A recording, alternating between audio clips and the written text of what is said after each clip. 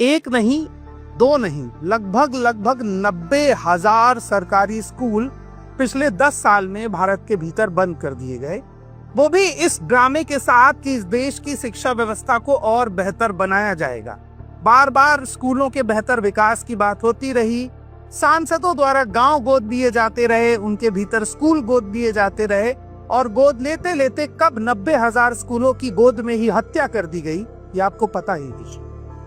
2014-15 में भारत के भीतर लगभग 11,07,101 सरकारी स्कूल थे, जो अब 10,17,660 हो गए हैं। यानी लगभग 90,000 सरकारी स्कूलों को पूरी तरह से बंद कर दिया गया है।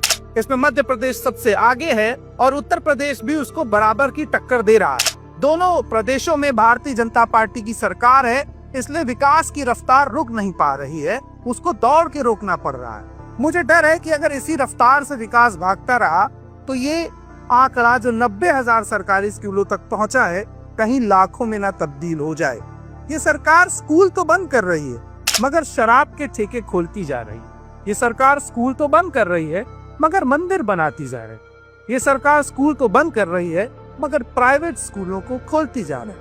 प्राइवेट स्कूलों की संख्या में लगभग 15% का इजाफा हुआ है। अब सोचिए, जिस देश में लगभग 80 करोड़ परिवार, जैसा सरकार कहती है, गरीबी रेखा से नीचे हैं, तभी उनको अनाज देना पड़ रहा है, और जो आदमी अपने अनाज की व्यवस्था नहीं कर पा रहा है, उसके बच्चे कहाँ पढ़ेंगे? सरकारी स्कूलों में पढ़ेंगे।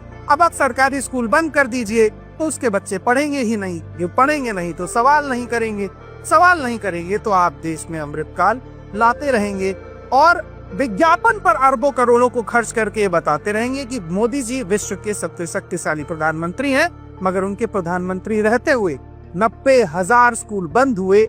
ये उनकी सरकार पर एक कलंक है और एक सवाल।